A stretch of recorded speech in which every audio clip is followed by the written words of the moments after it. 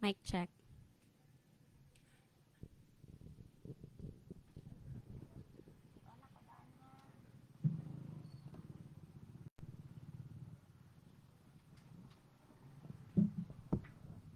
Hello.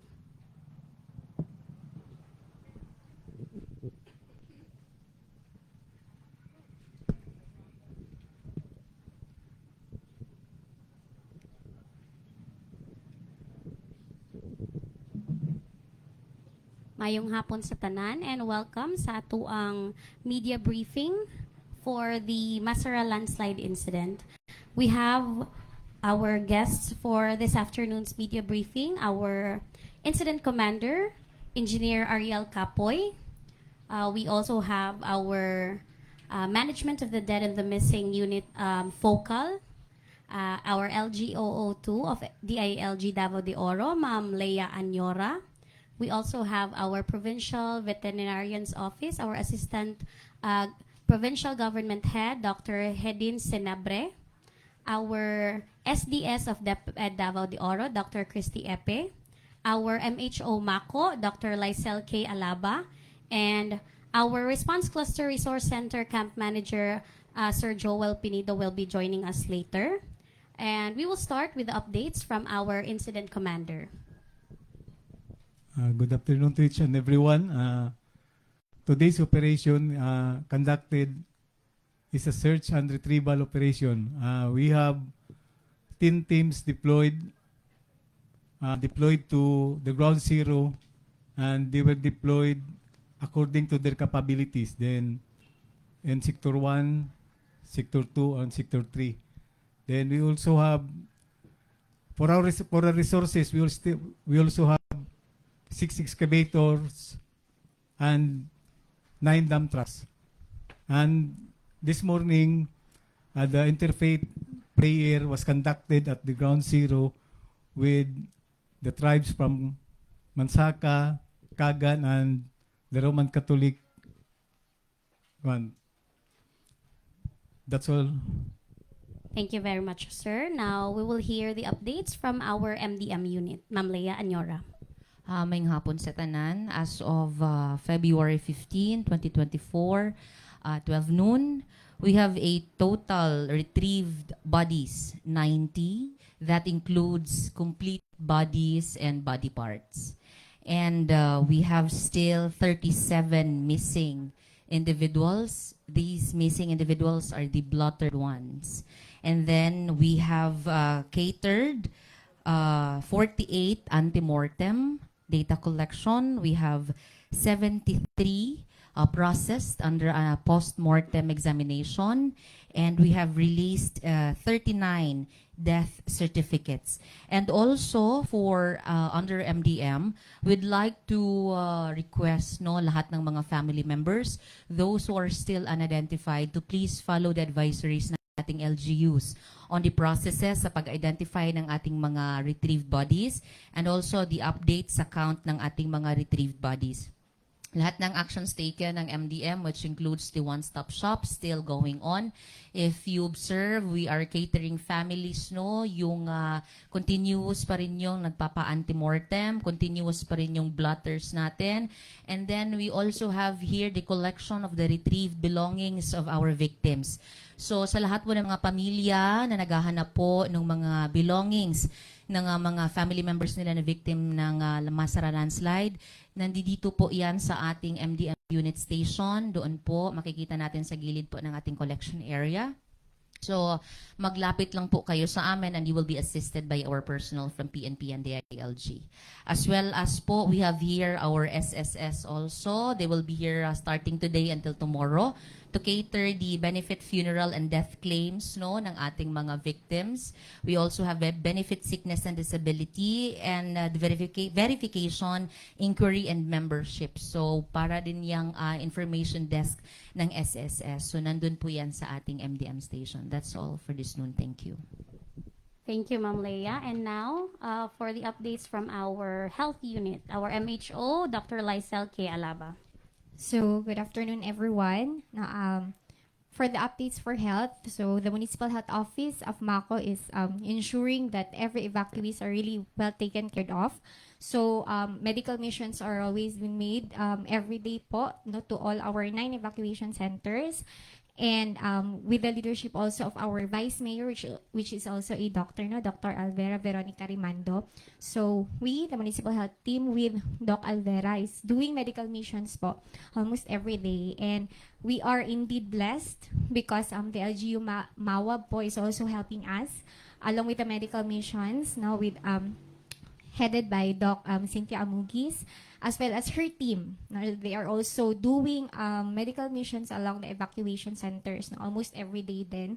And we are also blessed po because we are also being helped by the PHO, Provincial Health Office, with doctors po doon sa PHO, even sa PIDOHO, with the supplies of meds din.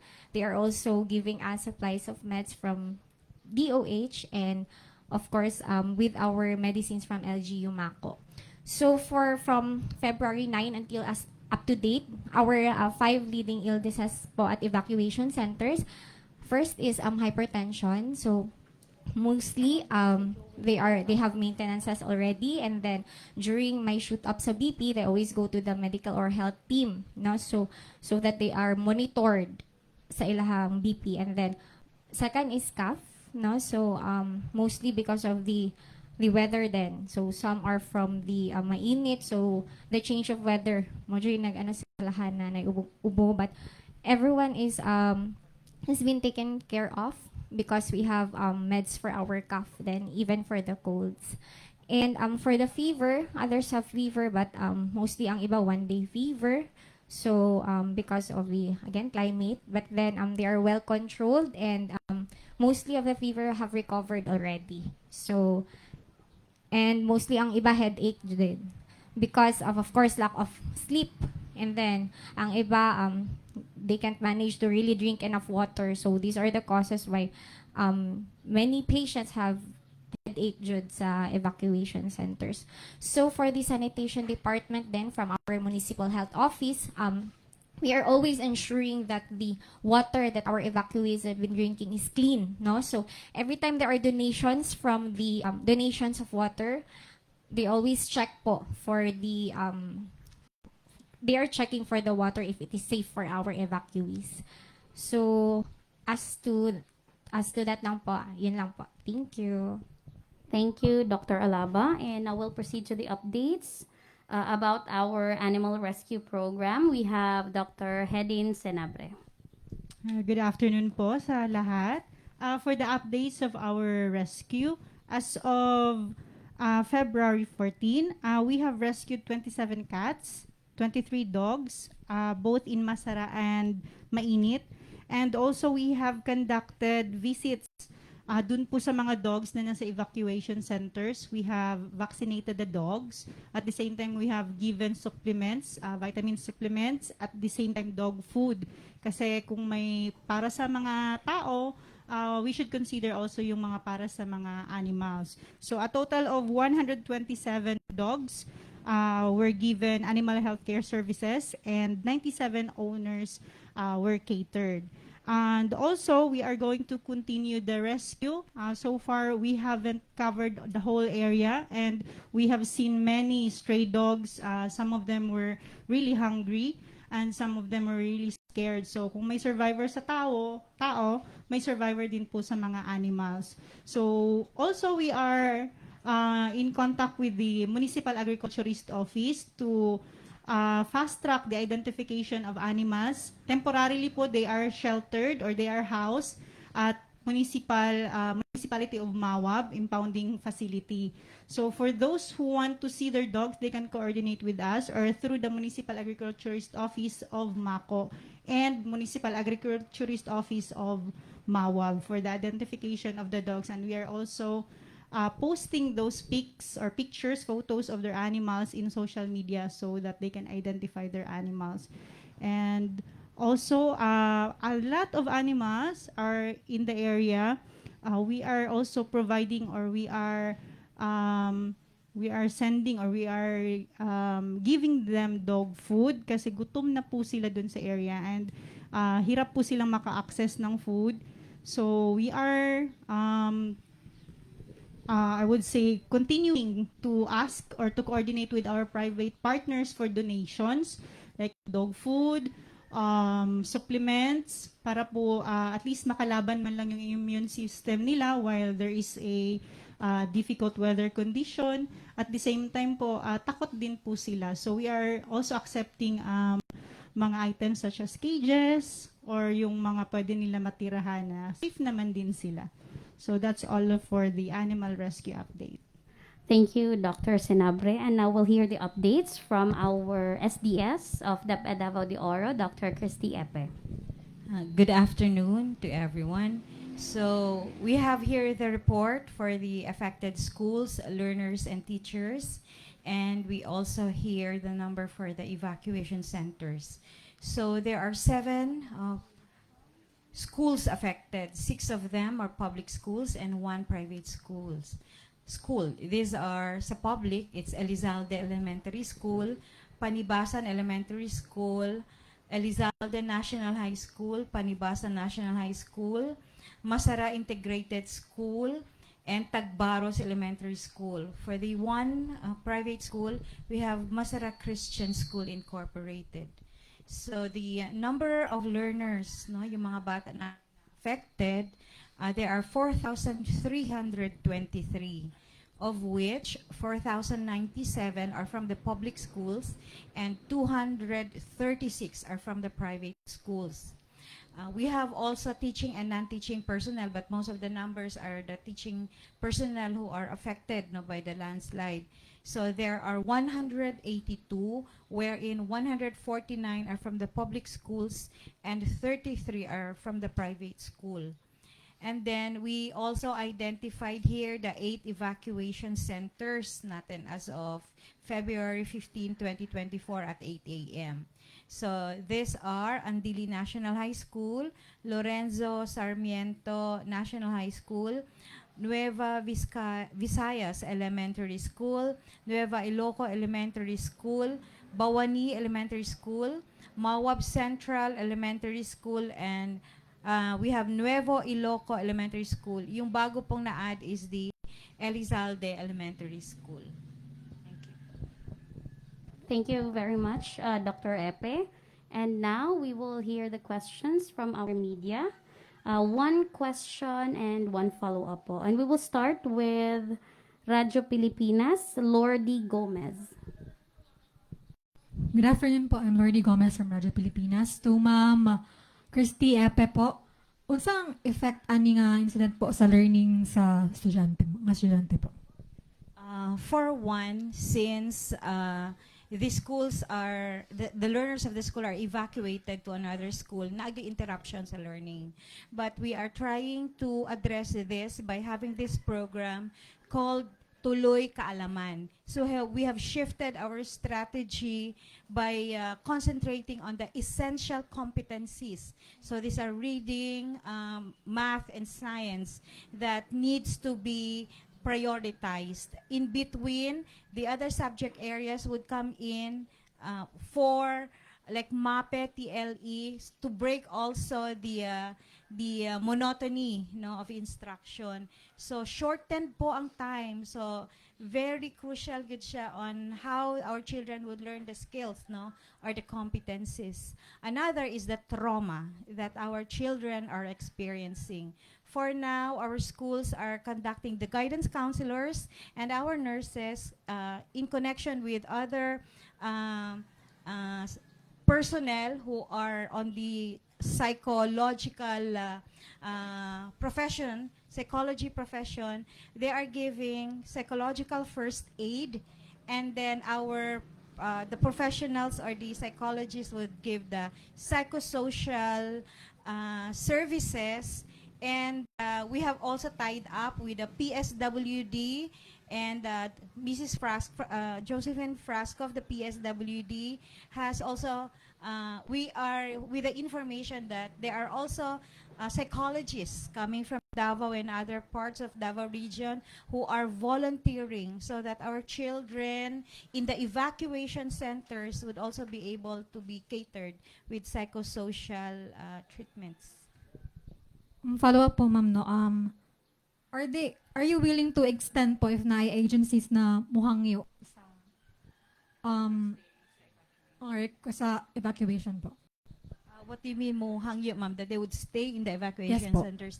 Okay, as a policy, DepEd is open to the community as far as evacuation is concerned. So nagi na siya sa amo ang policy. We never close our doors. However, our policy also provides that the maximum of 15 days shall be given for our evacuees because learning has to continue. Meron din doon sa evacuation schools, like for example in Nueva Eloka Elementary School, they are catering the MASARA line schools not to stay there. However, Nueva Eloka National High School also have their own learners. So we need to cater also to them. So yun talaga yung policy na binigay sa amin. Of course, we are willing to go into a negotiation kung wala pa talagang nahanap because I know that our LGU are trying its best that they would return to normal, or in another area or where we would follow kung asa na sila ibutang, we would follow, DepEd will follow like a facility that would also house these children in this new location that can be given to them. If not, we are open for negotiation and come up with initiatives and new ways in order to cater to all children, may they be evacuees or from that particular school where they are hosting the evacuees. Thank you po. All right, and now we'll hear the question of Mr. Simon Abarsolo. Hello po, good afternoon to Dr. Hidden Sinabre. Ma'am, since ongoing paghihapon ang ato ang rescue operations sa atong mga animals, I'd like to ask po if unsa kalisod ang atong operation knowing aduna kita yung mga limitations and protocols na ginasunod. Okay, sir. So far po, with the help of our partners, medyo nabawasan ang kalisod.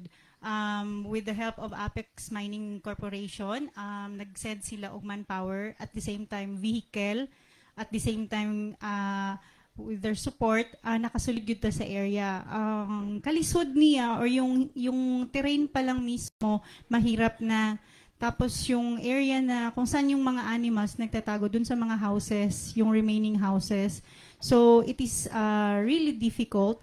However, we have the courage to help them kasi with the help also of our private partners, who are people, the pet owners who are expecting na ma-retrieve din yung animals nila, kinakaya po natin. But for now, so far ang recommendation namin, matulungan or madagdagan pa yung mga tumutulong kasi from the site mismo, ilalagay sa cage yung mga hayop, ibababa. So, hindi po siya napapasok ng sasakyan dun sa mga house sa houses po. So, mahirap po yung terrain. At the same time, sana po hindi malakas, kung uulan man, hindi lang masyadong lalakas para hindi kami mahirapan pumasok sa mga lugar. So, ang mga animals din natin, some of them are agitated, some of them are very, very, very hungry, very scared. So, may risk din po doon. However, with the help of our office, technical team, at saka sa mga other private partners, mga animal handlers naman po, kaya naman po. So we would like also to grab this opportunity to thank na lang po, to say thank you to all the private partners who helped us, from the PNP, the BFP, again the Apex Mining Corporation, and also the Municipal Agriculturist Office, both from Maco and Mawap, who have assisted us. The Good Samaritan Foundation from Tagum City, they have volunteered to help also. And we would like also to help the governor for the support na makapasok kami sa area kasi commonly ang nandun sa area is mga responders to retrieve the bodies. Pero kami po, kakaiba po kasi animals po yung kinukuha namin. And we would like also to thank Congressman Roel Peter Gonzaga for the assistance po para makabili po ng dog food, mga leash, mga cages, and other things pa po. So, sa hindi po nabanggit, thank you po so much sa mga donors na pinadala, ay sa mga donations na naipadala po. Okay, ma'am. Sa pagkakaroon, ma'am, nanabatay data as to the numbers of pet owners na nag-claim sa ilahang mga dogs sa inyong buhatan. And if that's so, if wala dyan mag-claim, ma'am, unsa ang possible option with, for adoption ba sa or unsa? Okay po. For those animals na may owners po, we are in the process po of contacting the owners at the same time po ma-locate talaga kung sila ba talaga ang legit na owner ng dog. So we are still ongoing pa po yung identification. However, dun po sa hindi makukuha or walang owner po, marami po ang nag-signify ng intention to adopt the dog. And yung sa iba po na area, may mga shelter din na facility na they are willing to house the dog for temporarily while hindi pa sila nakukuha. So, sa mga fur parents dyan, sa mga interesado na mag-alaga ng mga pusa, mga aso, willing po tayo na i-entertain sila for adoption po. Thank you po. Thank you very much. And now we'll hear Maymay Benedicto. To Engineer Kapoy, sir. Sir, please tell us more about the interfaith rally, interfaith prayer. Kaganina, unsa ang iyahang active, unsa ang details sa activity? As to the details of the activity, wala magud ko nakakuyog dito. But dili pa lang daan nagpagsapan silang pag-check-in sa ICP. Ang ilang tumongyod nga offer sila o prayer para sa soul sa mga missing ditong dapita, ma'am. Okay. Another question, sir. Is it too early to ask kung naana ba tay plano for rehabilitation and unsa na karon ang ato ang ginalantaw for the relocation since strictly imposed ang no-build zone sa mga affected areas? As to that, ma'am, we cannot really say as to the rehabilitation since ongoing pa mga ang atong search and retrieval operation. But siguro makuha na namo kung maabot na gito na mong mga points nga angayan na mong ma-search pagid, ma'am. As to additional, ma'am, as to the relocation, ongoing po ang mga assessment sa mga proposed relocation sites. Thank you. And I would also like to add, just to reiterate that during the interfaith prayer, there was Mansaka, Kagan, and our Roman Catholic religious leaders. Yes. Okay, next, we will hear the question from David Francisquete of Sunstar Davao. Mayong hapon po, Ma'am Anyora. Ma'am, following the shift from search rescue operation to retrieval operation, nag-inform ba mo ana sa mga pamilya, victims, family sa mga biktima, ma'am, na mag-retrieval operation na lang? Thank you. First things first, it's not the MDM's role to advise to the families na mag-retrieval na because we're focused on the managing the dead bodies and the missing individuals. There was an executive order released by our local chief executive, Mayor Remando, from shifting SRR to search and retrieval. And it has been announced also through our Municipal Information Office and Provincial Information Office.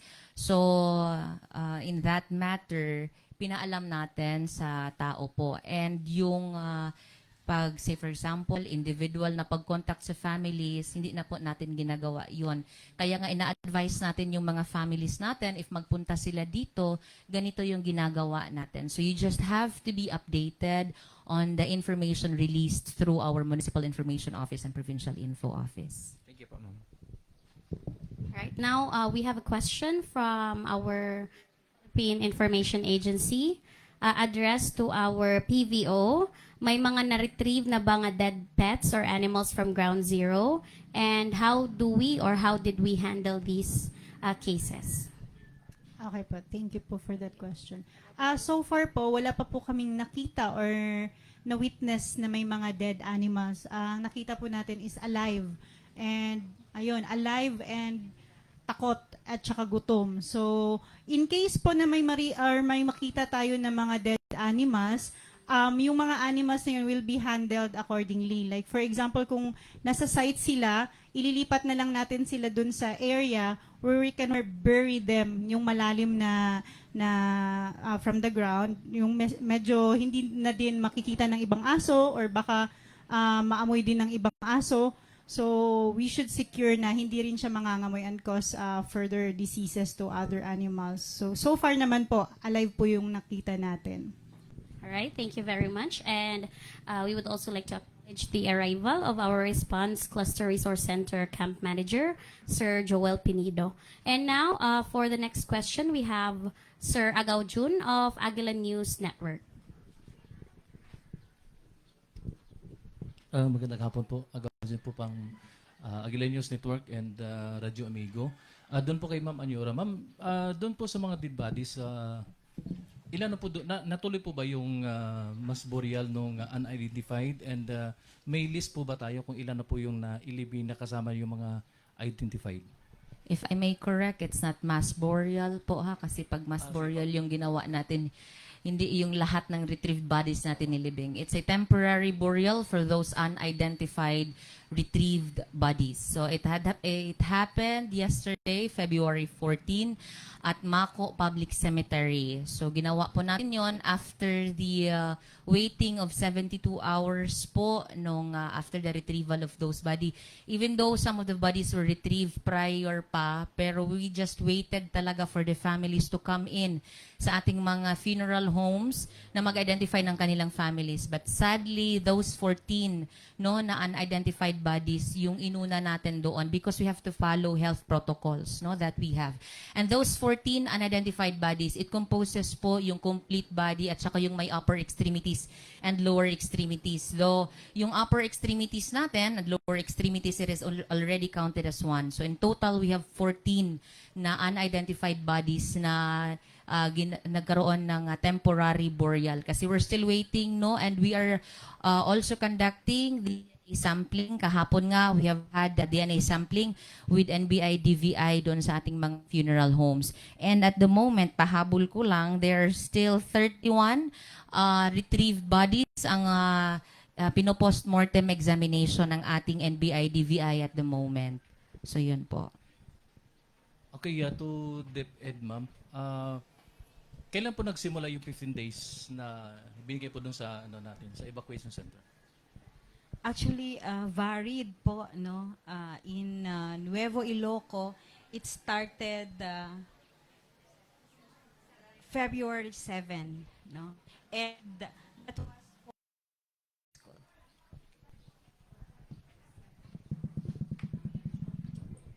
And now, we will have Sir Argil Relator of GMA News.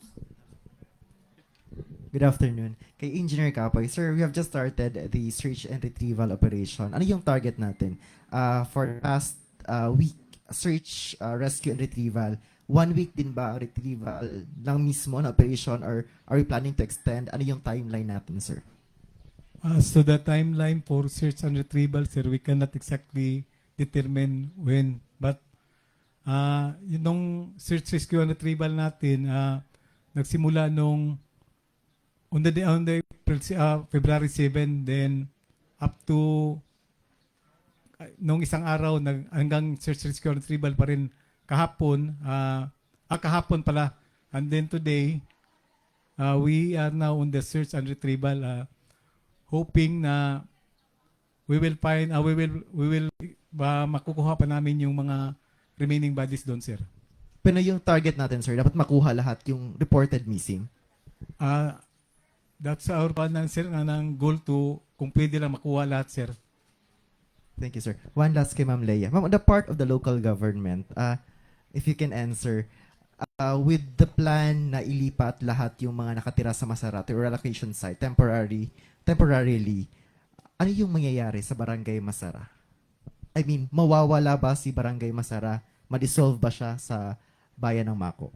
Sa part po, I'll answer sa part po ng DILG ha, not on the LGU. I'll lobby this one to Engineer Ariel. Hindi po ma-erase ang MASARA kasi ay barangay without a community, hindi matawag na barangay yan, and we have legal accountability.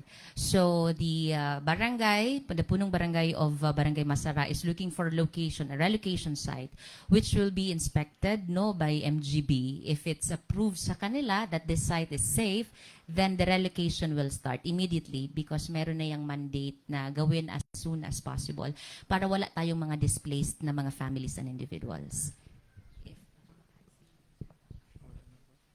To clarify, ma'am, so malilipat si Barangay Masara ng area in case dun din yung relocation site? Within the barangay area pa din, lahat within the AOR of MASARA pa din, maghahanap ng kung saan yung safer na location pa doon. Actually, ngayon, ongoing na yun sila CAP, pointing together with the Apex Mining, together with the local government unit and MGB kung saan yung safer area. Pero within MASARA pa rin. So, for permanent na yun, ma'am? Yeah, hopefully for permanent na yun. Oo. Kasi wala na tayong barangay hall doon. So yung barangay site talaga will be transferred dun sa mapipili or dun sa ma-identify na safer relocation site ng MASARA. Thank you, ma'am. And now, to give updates about our evacuees and the relocation of our evacuees, we have our Response Cluster Resource Center Camp Manager, Sir Joel Penido. So good afternoon, each and everyone, no? So update lang po natin yung number of evacuees, no, sa different evacuation center. So as of now, we have 12 evacuation centers located at different barangays. We have a total of 1,497 families and a total of 5,349 individuals. So pinoprovide natin yung umaga, tanghali at saka hapunan nila, no? Lahat ng mga international, local donors, individual, group of individual na gusto mag-donate, doon sila mag-register sa Nuevo Iloco High School para malocate natin, ma-manage natin ang pagbigay ng iba't ibang ayuda. For example, this group will donate 25 food packs na hindi naman kakasya doon sa mga evacuation center. Iniipon natin yan, saka ibigay natin pag kumpleto na. At yun naman sa mga gusto mag-donate na gusto sila talaga ang mag-hands-on na mag-donate, pwede sila i-advise natin na itong camp na ito is hindi pa nabigyan ng goods, kaya equal sharing yung natin sa mga evacuees natin. And regarding naman sa evacuation center, yung temporarily pwede natin mapaglagyan ng tent, we have 3 sites identified. The local government unit of Maco together with the Apex Mining Company. May tinatawag tayong proposed Maco Unity Hospital. 2 hectares yan. Pwede nating magamit yan temporarily. And then Apex also with the collaboration of local government unit of Maco. We have also identified 3,085 square meters nga pwede nating temporarily doon natin ma-facilitate yung evacuees natin. At the same time, may almost 1,000 square meter tayo na vacant lot. Prepared na yan. Pinaplano lang kung ano yung gagawin natin doon. Ano na siya, ginigrade na natin ng equipo natin. So beside Elizalde Quasay Paris po. Sir, sundutan ko na. Kailan ba yung plan natin for relocation dun sa mga evacuees? At ano yung assessment natin ngayon sa number of priority na mga household na malilipat sa relocation sites? Of course, pag nakita ng LGU together with the PDRR, the MDRR, and other government concern, anytime pwede nating i-evacuate na doon sila. Para maiwasan natin sa evacuation center na magkasakit sila. Yung prioritization, sir, sino yung malilipat in that particular relocation MASARA, site? Barangay MASARA and Barangay Mainit. So yung iba, sir, na barangay? Yung ibang barangay, nung isang araw, nag-aerial view tayo, no, with the MGB and other government agency, no? At saka kahapon, I think, nag-aerial view din sila, tinitingnan sa ibabaw, pati sa ibang team naman dito sa ibaba, yung mga technical person natin, just to have an ocular inspection, kung pwede naman nating ibalik ang taga-barangay Tagbaros at saka Barangay Elsalde. To Ma'am Leia, ma'am.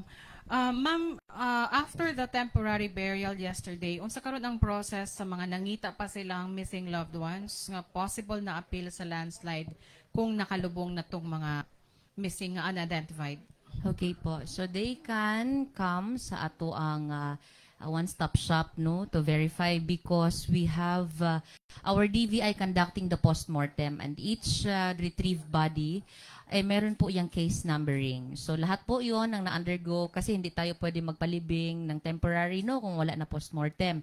So each of the body meron yung case number and that case number corresponds on a description upon the retrieval of the body. So yun pong family member na magpunta dito sa amin or pwede naman direkta doon sa ating mga funeral homes kasi nandoon naga-base ang ating NBI. They can ask no for these are the things that my husband is wearing, my husband has a tattoo, my brother has ganito ganyan. So pwede 'yon. And to be honest, no, alam naman natin na mahal yung ating DNA sampling. It costs 60,000 or more. But yung sa ating mga unidentified na temporary burial kahapon, nagawan yun lahat ng DNA sampling. So yes po. But we're still hoping no na yung mga family members na hindi pa nakita yung families nila sila yung mga rightful claimant ng mga ating unidentified bodies. So yun po.